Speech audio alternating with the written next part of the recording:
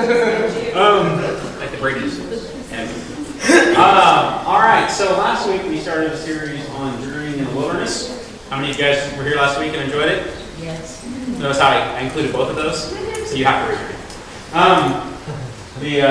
All right, so this week we are going to continue on. Last week, just a reminder, these were our action steps at the end of last week. We won't spend a lot of time going back over it, but a nice refresher. It's always solid when you are a human being because we forget and we move on. So those were the points last week that we talked about in the idea of moving forward in our lives and working our way through the wilderness. So this week we are going to be moving into a different wilderness. This event we were talking about this week, we're going to be talking about the wilderness of Shur. True. In this wilderness, this is the wilderness they entered just after the Red Sea event. How many of you guys, everybody got the Red Sea event? Pretty awesome, right? Totally cool, great event. We got seriously solid works, both in creation of the Red Sea and parting. So here we have what happens right afterwards. So basically the waters come back together, destroyed Pharaoh, destroyed his troops, and here we have what's going on afterwards. It says, then Miriam the prophetess, the sister of Aaron, took the timbrel in her hand, and all the women went out after her with timbrels and with dances. And Miriam answered them, said, sing to the Lord, for he has triumphed gloriously. The horse and the rider he has thrown into the sea. How many of you guys are singing it in your head right now? Come on! Enough of us grew up in church, right? I couldn't read this thing all week without doing that. Huh? Yeah, no. Just hum a few bars. I don't need all right, but anyway, this is one of those, I couldn't read it all week without singing it in my head as I read that verse over and over again, so it was very hard to read it right there. It's actually not doing it the way the song goes. But here we have, this is going to be sort of a momentary stop here in our wilderness, as Miriam begins this celebration just after the Song of Moses, which is earlier in the chapter. We have the Song of Moses, which includes this line at the beginning. We have this celebration that's going on because the Red Sea came back together, Pharaoh is no longer chasing them, this is a big moment. And it's something that's really good for all of us to write down. Always record the victories. I think one of the things we as Christians do is we forget. We're the what have you done for me lately? Yeah. Right? Spiritual people. We're like, well, God hasn't helped me in a week. I'm going to ignore the other 5,700 times he helped. But this week, nothing, therefore, he doesn't exist. Or he hates me. One of the things that's a really healthy habit, I think, as Christians, is to record the event. Find a place to record it. Bibles are good for that. You know you can write your Bible. Yeah. Unless it's electronic. Then it's a little harder. But that's why I recommend a paper Bible for everyone. But write it down in your Bible. If you go through a victory, write it down. I still have the very first Bible I was ever given. Not when I was a little kid, but my parents gave me a Bible when I was 16 to commemorate the fact that I was still alive. And they're like, wait a minute. And I was given a Bible, and in there my mom recorded all these family events. How many of you guys have a Bible with the family events in it? There was all these different, you guys are like, the family Bible, I don't know if that anymore. But I had this Bible, and my mom recorded all these births and events and ideas and all these things that had taken place. And it's important to remember the victories. As Christians, we need to write down the victories. It's not a foolproof method to not hitting a lull later on, but writing down the victories is a good thing. Most of you who are in the midst of a valley will act like you've been in the valley your whole life. Right? Been born under a bad sign. Right? Been down since I began to crawl. Right? You sing that one in your head too. Yeah, but we have this idea that we're just... But then when someone starts talking to you who has a positive outlook on life, they can recall 5,000 things that you've been through, that you've had victory in, that you have somewhat forgotten. Or chosen to ignore, which I guess could be just as true as forgetfulness. But we tend to sort of put that in a different place in our lives and focus on the negative. And so here Miriam gives us a good, write it down, celebrate it, commemorate it. Get yourself a giant stone to put in front of her that says, here is my victory. That would be awesome. You would be the cool neighbor. So anyway, that's a quick one. So Moses brought Israel from the Red Sea. And they went out into the wilderness of Shur. And they went 3 days in the wilderness and found no water. So how long have they been without water? 3 days. 3 days in the wilderness found no water. So when they came to Marah, they could not drink the waters of Marah, for they were bitter. Therefore the name of it was called Marah, which means bitter. Look at you guys. Totally know when you read Hebrew. Which is called Marah. And the people complained against Moses, saying, "What shall we drink?" Okay, so it didn't really take long for the people to have their confidence shaken. Right? The giant Red Sea, huge passage, dry land, good things, great. Pharaoh crushed, all kinds of awesomeness. And how long were they in the wilderness of Shur? 3 days. 3 days. They were in the wilderness of Shur. 3 days. 3. And they were without water. And so they complained to Moses. Now, the Bible doesn't give us a lot of input on their complaints at this point. Like, we don't get one of those really good complaints, like where they're not enough graves in Egypt. But we do know that they complained to Moses. And they complain to Moses, and they say, "Listen, I don't know what's going on, but we need water. We're a little thirsty, and we're pretty sure you brought us out here to die." Right? Because that's what people do when they're in the lull. Right? People who have no remembrance of past victories, people who don't write the good stuff down, people who don't take into account in their lives the good things that have happened, hit these things and they're like, "Die here. There's no way. I've got no way out of this thing. I'm done. Goose is cooked." And so we instead of remembering their past victories, they focus on the inevitability of their future defeats. And we really shouldn't be like that as followers of God, right? This idea of the inevitability of future defeats. But we tend to have that a lot, and that's really an attitude that really shouldn't permeate the church, but it does. This idea that it'll never work. But we hear it all the time, right? Right. I don't think God wants good things for us. God doesn't want us to have any impact. We fail. Failure. That's what our churches should say. Failure. Right? But we have this idea that we can't hold to the inevitability of future successes, of future deliverances. We hold to the inevitability of future defeats. And so he cried out to the Lord. So now Moses says, "All right, I hear you. Sounds good. I'll let God know." And so he cried out to the Lord, and the Lord showed him a tree. And when he cast it into the waters were made sweet. And so Moses' response to the complaints of the people is that he takes it right to God. So he goes to God and says, "Listen, they're complaining. They're thirsty. Thirst is a fair request, I believe. If you are thirsty, if you need water, that is a fair complaint, you would think. But God doesn't just change the waters to sweet at the sound of their complaining. He doesn't just go, "Oh, water. Here's some." He doesn't do that. He turns to Moses and he says, "Here's a tree. What I want you to do is I want you to go get that tree. I want you to remove that tree from where it's sitting right now. And I want you to carry that tree over the water and throw it in."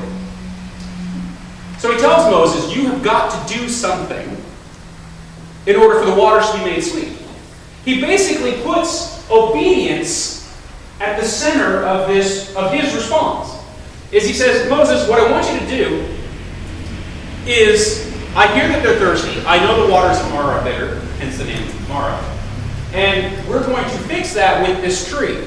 Now, remember last week we were talking about the Red Sea, and I pointed out that I'm sure no one walked up to the Red Sea with Pharaoh behind them and the Philistines over here and the wilderness over here. They didn't know what to do. I'm sure no one in that crowd, hundreds of thousands of people, went, "But God's going to part these babies." Right? No one did. They all went, I don't know. Here's an interesting situation. So they come to him and they say, "Listen, we're thirsty. The water's disgusting. What do we do?" And so God says, "I want you to cut down a tree and throw it in." Kind of an odd thing to do, right? Because what did Moses have to do to part the Red Sea?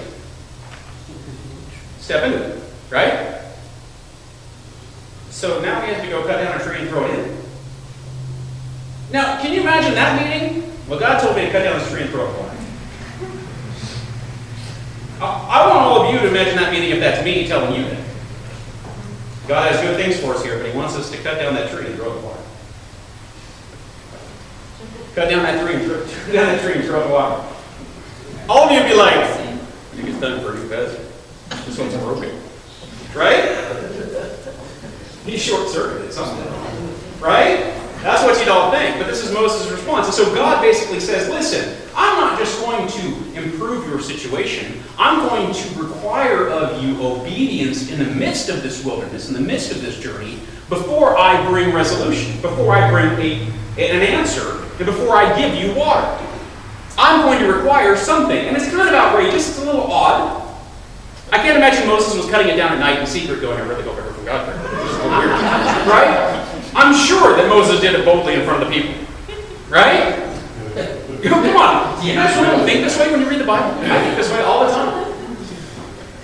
Because you know he wasn't just doing it, right? Under cover of darkness. Although it is kind of funny to imagine. Right? Because when you hear Moses mumbling under his breath. Right? People, what are you doing, Moses? Nothing. Fine tree. It's good stuff. But obedience is required in the midst of this wilderness before they find the answer to their complaints.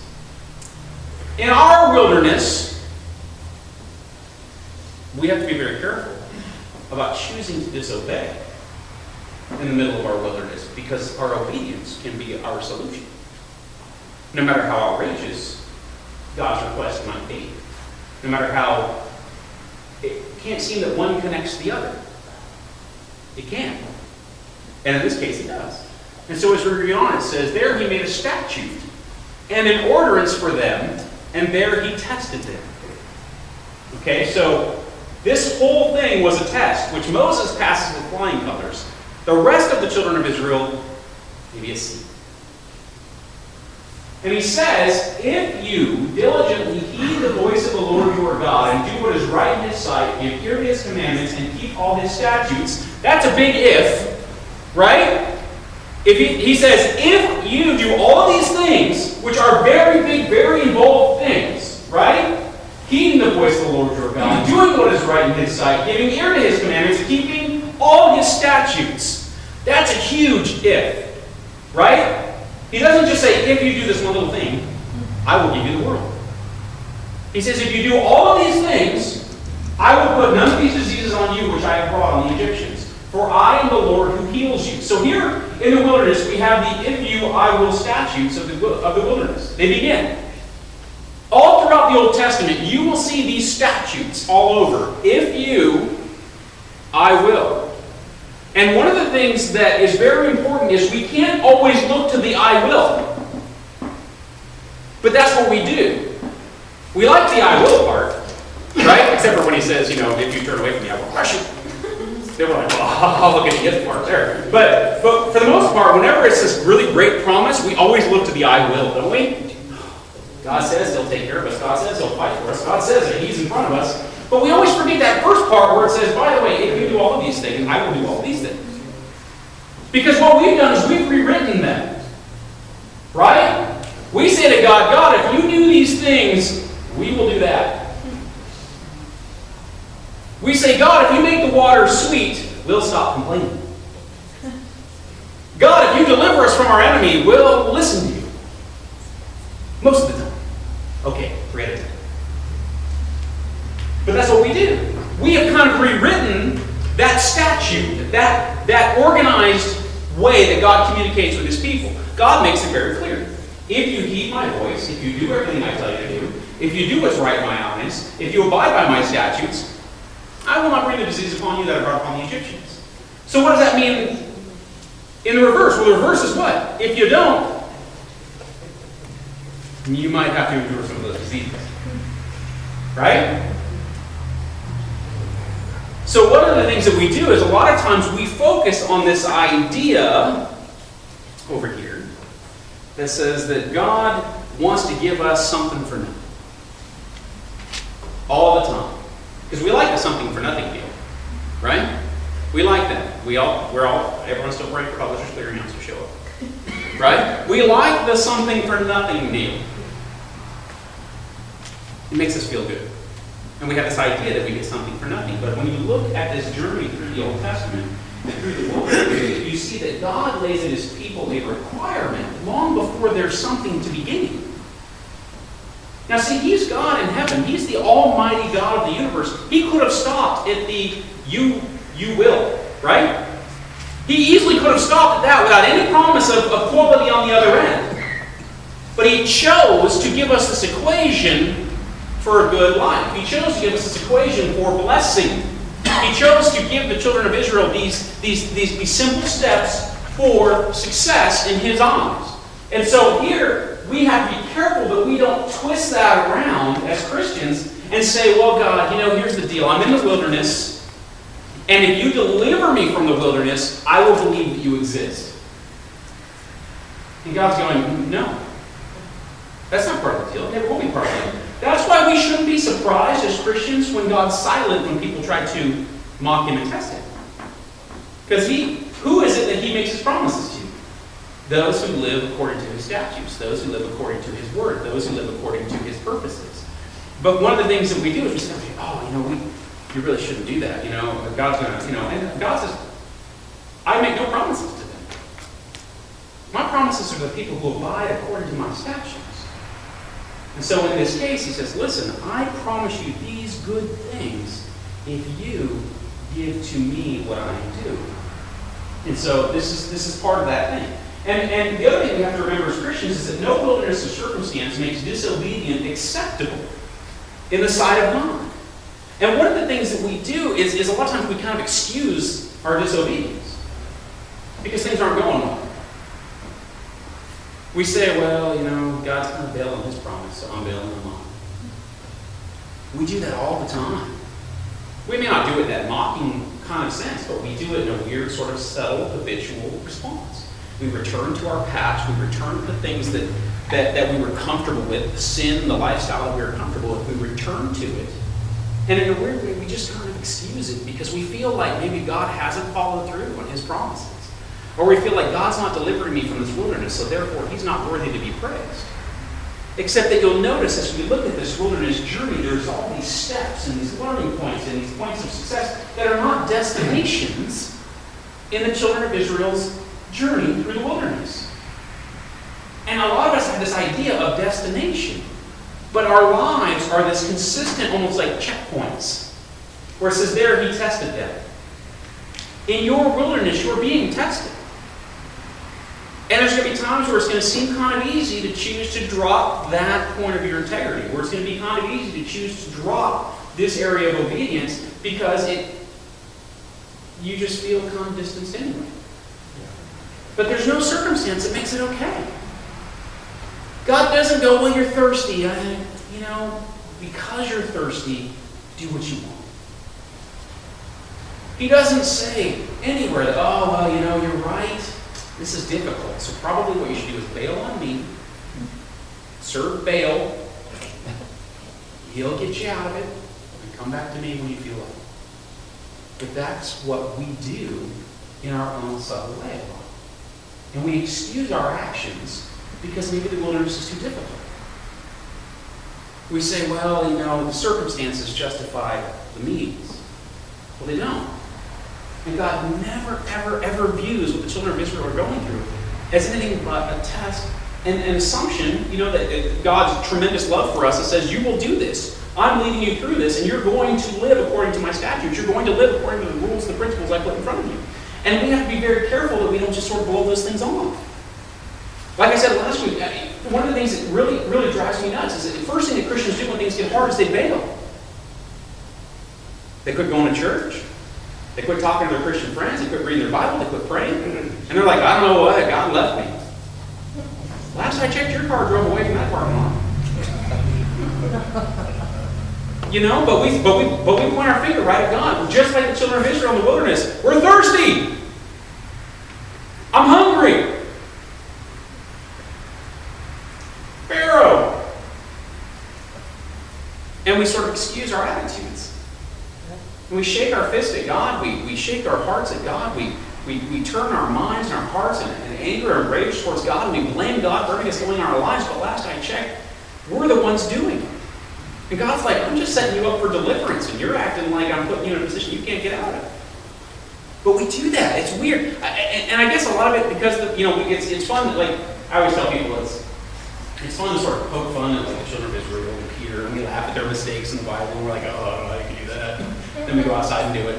And, and this is one of those cases where when you're looking at children of Israel, you need to take a long look at how you do these things in your life. Because all of us go through wildernesses. I don't care how good your life has been. You're going through wildernesses here and there. You're going to go through some spiritual ones. You're going to go through some economic ones. You're going to go through some social ones. Anybody ever been at a point in your life where you feel like a social outcast? You feel like nobody cares about you? You feel like you're all alone? We go through those things. And we go through these periods of wilderness in our lives, and how we conduct ourselves in the wilderness ultimately is what brings us to the destination. Now, there's God's destination, and then there's the one we get to pick for ourselves. It's like a choose-your-own wilderness novel. You know, when you're in it, you get to make a lot of decisions, and those decisions do have impact on the outcome. We know, because all of us have read ahead, what happens to the children of Israel when finally God's had enough of their disobedience. He goes, guess what? You're all going to die tonight. He does. It's exactly how he says it too. All of you are going to die. And all those kids that you thought I brought here to punish, they get the good stuff. But because he just finally has enough. And I think we have to be very careful in our lives to assume that we can just keep mowing through disobedience and that God's still going to give us the promised land.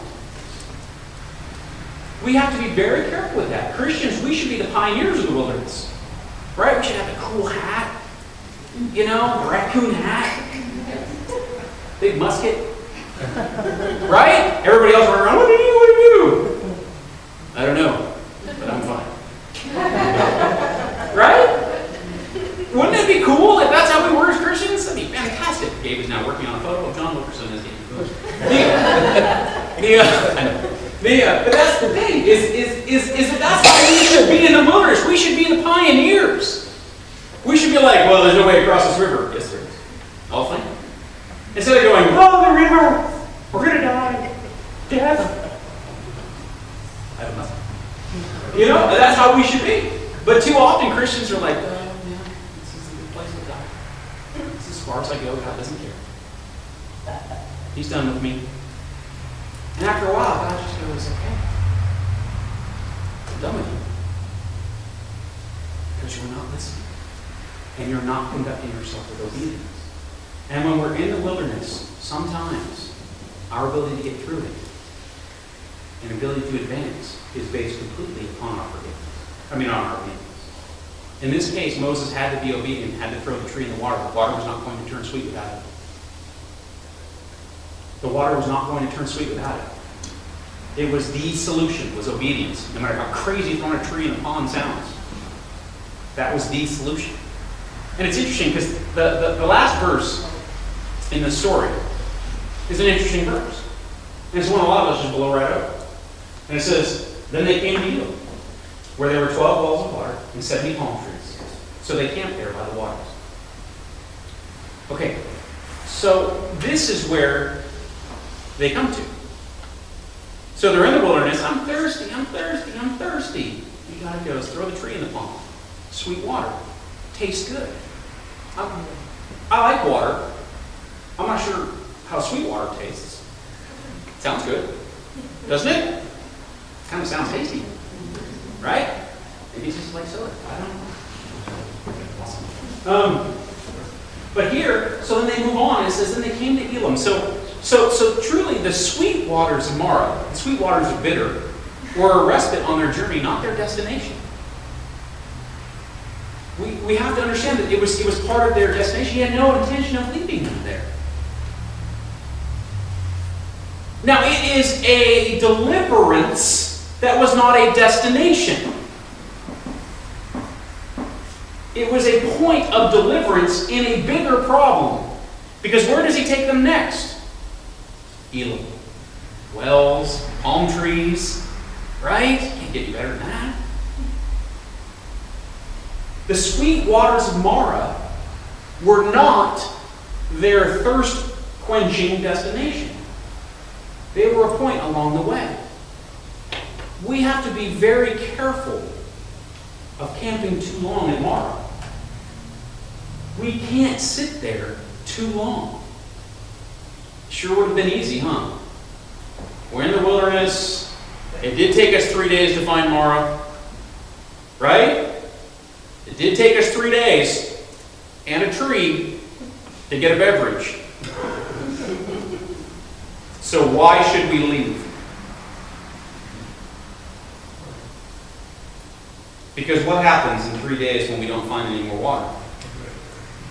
Die. And we can't find a tree. And we die. Because there weren't enough graves in Egypt. But you know, a lot of us do this. Spiritually, we decide we've gone far enough. Mara. As long as that tree does the road, we're okay. I don't know what happened to the tree. But it's interesting, isn't it? That God's ultimate thirst-quenching destination was way better than Mara. Palm trees. You know what I'm saying? You can see the wooden chairs. They're all chilling by the wells. A little drink with an umbrella in it. God loves us. This is fantastic. It's way better than Mara. But don't you think there were people who wanted to stay at Mara? I guarantee there were people who wanted to stay at Mara. Because Mara was a known quantity. There was an understanding there. And it's funny, and this is the reason I think that they wanted to stay at Mara, is because they remembered the other 3 days. They would have remembered the bad 3 days of being thirsty, right? They would have forgotten the Red Sea, but they would have remembered the 3 days of being thirsty. Those who forged on and were excited and were like, no, let's go to Elim. Granted, they didn't know where Elim was, but they were on their way there. And then the reality is they remembered the Red Sea. They remembered the deliverance at Mara. But I think for a lot of us, spiritually, we remember the other 3 days. We remember the Egyptians that had come. We remember the wilderness. We remember the Philistines. We remember all these things and how bad it was and how horrible it was and how difficult it is and how there's no good in there anywhere. And so I'm going to stay here because I know it's okay. And a lot of us as Christians is kind of what we do. We just sort of pull back and we accept a little bit. And we're like, I know this is okay. I got it. But the reality is God's saying, listen, when you put yourself out there, when you choose to walk with obedience in the wilderness, when you choose to do some things occasionally in the wilderness that might seem a little weird, when you choose to do some things that might seem a little bit of a risk, then you're going to get better and bigger and more amazing things. Mara is great. Man, Elam's awesome. But a lot of us, we camp at Mara and we stay. We decide that that's what it is. We get, this is it. God's deliverance is a simple little thing right here. And God's going, no. That was for today. That was for right now. That was to get you complainers through the afternoon. Guess what I got for you in a couple of days? Elam. What's there? Palm trees and water. Good stuff. Bigger stuff. Amazing stuff. Why are you staying there? Why would you want to stay? You never would. But see, one of the things that's very interesting is that God says to them about what? The promised land. He says it's a land flowing with milk and honey. It's amazing. It's wonderful. But does he give them the exact imagery and picture of what it is? No. What does he say? Trust me. What's at the end of this journey is so much better than what's at the beginning. And he says, trust me. It's so much better. But so many of us are going, I don't know, that imagery is a little vague. Milk, honey, not sure. And so what we do is we decide to take what we know to be enough, and we stand there. And God's going, no, push ahead. Keep going. No, I don't know. Milk, honey, sweet water. And God's going, yeah, but if you push ahead, if you learn more, I know. Water. And we stay there. And we get a really comfortable chair. And then before you know it, we haven't moved in years. And we sit there and we're like, I kind of feel like God's forgotten about me. No, God just kept going. He felt you were comfortable there, so he loved you. And he'd go, come on. Follow the dust. Because we got 100,000 people right around a circle of what we're going to sort of that. But we got to be careful, because I think a lot of times we sit there and feel like, well, what about me? And and honestly, I think sometimes in life it would be so awesome if you could just be totally honest with people when they're talking to you. But you have to learn this whole tact thing. Everybody ever use tact? Yeah. You know what I'm saying? Because sometimes you don't want to look me in the eye and go, it's because you stop moving. And you stop remembering all the good things God's done for you. And you've got very comfortable at Mara. But you know the reality is this. At Mara, the water's turned bitter again. Sooner or later, those waters will be bitter again. Doesn't that sound like a whole faction of the church? Sooner or later, the sweet water that got you through today turns to bitter water tomorrow. Because you don't move. In our wilderness, we have to stay on track with God in the way that we live, in obedience, in desire, to continue to live according to His principles and His purposes, to overcome these things, and to know the difference between deliverance and destination. See, for a lot of us, we've become so comfortable with that point of deliverance, that moment of deliverance for good. That's not our destination. There are so many points of deliverance throughout the wilderness for the children of Israel. So many amazing, hard to describe moments where God's like, try this, you're going to dig it. The Red Sea was awesome. Now I'm going to stop a river. Which means it's got to stop for a long way. Which means there's going to be some really confused fishermen about their mouth. Somebody help me fishing, right? You know, that'd been cool. But the reality is He's got all these great things that He does all throughout this journey, and they would have never seen any of them. They chose to just stay with ultimately what would be bitter water. So many of us have so much bitterness we've built up over the years because we just, it didn't work. I was like, well, it wasn't supposed to work forever. It was just right there. I never promised you it'd stay sweet forever. Keep moving. Because Elam is around the corner. And what's amazing about Elam is He doesn't make them stay there. He keeps them moving. He keeps them moving. And so one of the things that we can do going forward is learn to write down our victories and post them somewhere we can see them. Write them down. Go back, sit down this afternoon with you and your Bible. You know, you own one. Sit down with your Bible and write them down. 15 years ago today, I was bankrupt and destroyed. Today I have a great family. That's not I'm just making it. Today I have a great family and I have all this stuff. 2 years ago, I was this and now it's this. 6 months ago, I was thirsty. I couldn't pay my water bill, but I'm still here. You know what I'm saying? Sit down and write through your victories. Make a list. Post them somewhere you can see them. How many of you guys write stuff down and forget where you wrote it down? I do stuff like that all the time. You know, I write stuff down. My wife's like, why'd you write it down? I'm like, I did. Where? I don't know. It's on a piece of paper.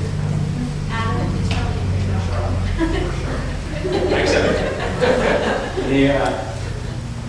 And I'm usually reminded of the minute I walk up to something. Oh, wait. But the reality is, write it down. Write down your victories. Write down your Maras. Where you knew it was the end, but yet it wasn't. Write them down. Post them somewhere you can see them. Spend some time looking at your actions. Ask yourself where you have allowed disobedience to creep in. Okay? It's easy for a lot of us to go, oh, I'm not going to talk about my blatant disobedience. But take a look at the disobedience we've allowed to creep in. Disbelief, anger, apathy, frustration. Talk about the disobedience that we have in our lives, the stuff that just sort of creeps up. Not stuff that maybe we intentionally go seek after, but things that, that just sort of come up. Things are tough, so I kind of quit being honest. Life's not good, so I'm going to just get mad at it. Because that works, totally. It fixes everything. Disbelief is disobedience. God says if you live by all of my statutes, if you live by everything I do, and you do what's right in my eyes, do you think disbelief is right in His eyes? No. And so, look through your list and make a list and say, man, I gotta be honest, ever since things have gotten tough, I've gotten more angry. That is disobedience. Boy, ever since things have gotten tough, boy, I've gotten more apathetic, which in itself is a massive danger. And go through your life and make a list of all of the things and areas in your life where you allow disobedience to creep in, because I think you will learn a lot about yourself in the midst of struggle. One of the things I always talk about cement. You ever walk across a cement sidewalk and you see cracks in it? You see brokenness, you see all these things that go on with cement. It's because it wasn't put in right. Because they didn't deal with the air pockets and the weak spots and all those things. And then when the heat gets turned on and things get tough, what does cement do? Cracks. And I talk about how in our personalities and in our lives and in our integrity, we have these points of stress. We have these things that when things get really hard, it breaks. And we have to be very careful in our lives to go through our lives and deal with those things in our lives that cause those things to bubble to the surface. And make sure you aren't sitting by the waters of tomorrow by looking at your spiritual life in the last 5 years. That's a simple little time frame, right? Most of us remember 2007. Okay? Take a look at your life. Have you moved forward? Have you gotten stronger at dealing with difficulty? Or are you the same at dealing with difficulty that you were 5 years ago? Because we laugh at the children of Israel. We go, gosh, seriously, come on. How could you not remember the deliverance that God has brought in your life? But then we totally ignore the deliverance that God has brought in us. Shouldn't one point of deliverance in your life be enough? You would think that even if everything went wrong the rest of our lives, seeing the Red Sea part should have been enough, right? Right? You guys are like, I'd like to think about that, because if I acknowledge yes, then we might bring up a point that's going to make me feel bad. So I'm going to think about it. Well, should it have been enough? Yes. Always should have been enough. So be careful how much we embrace God's salvation and love for us and just go, thank you, God, for loving me and my salvation. And by the way, you are totally disappointing me. One point of deliverance should be enough. What's awesome is that it's not one. So be careful that you haven't been sitting still too long and starting to mire in the inevitability of your future failure. That should never come out of the mouth of a Christian. It can't work. I can't fix it. It won't. No, God doesn't care. It's unfixable. It's done. It's broken. Okay? You just keep saying those over and over again until they're true. Because they're not true. I think most of us can be honest about a point in our lives where God brought us back from the brink of awfulness. For me, I'm being honest, it was 2000, October 31st, 2000. Yep, Halloween. God works that day too. Yeah, I remember the date. And it wasn't the date I got saved. That was youth convention. But it was a day that I feel like God changed my life.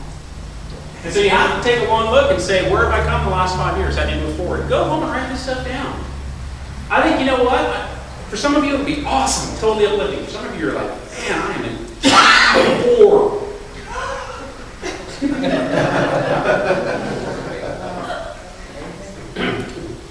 How many of you guys watch Winnie the Pooh? You guys are like, that's much fun.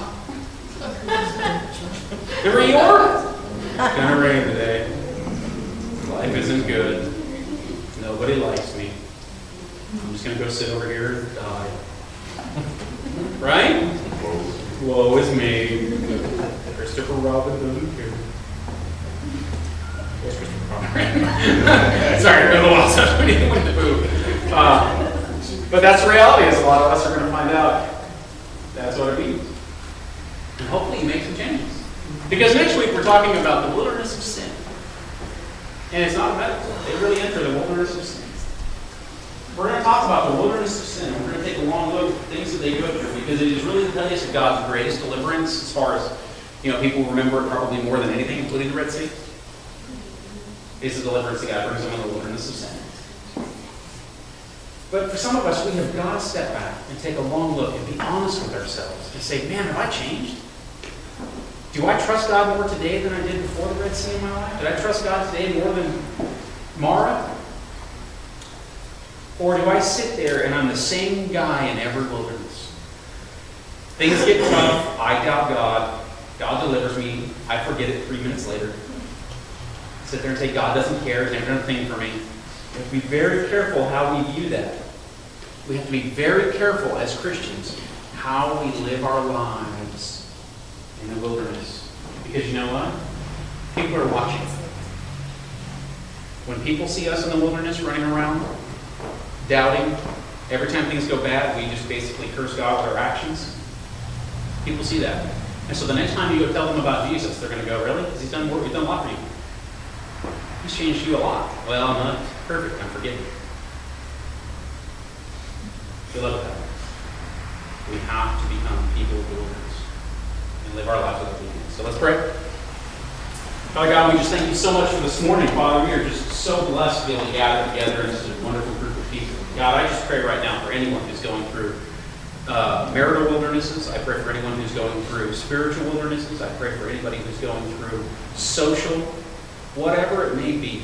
God, I just pray right now that they can go home today and take a long look at how they are conducting themselves and say, am I being obedient in the wilderness? Or have I thrown aside everything that I believe? Have I thrown aside and living my life of disobedience? Because God, I think we always think we're fooling people, but we're not.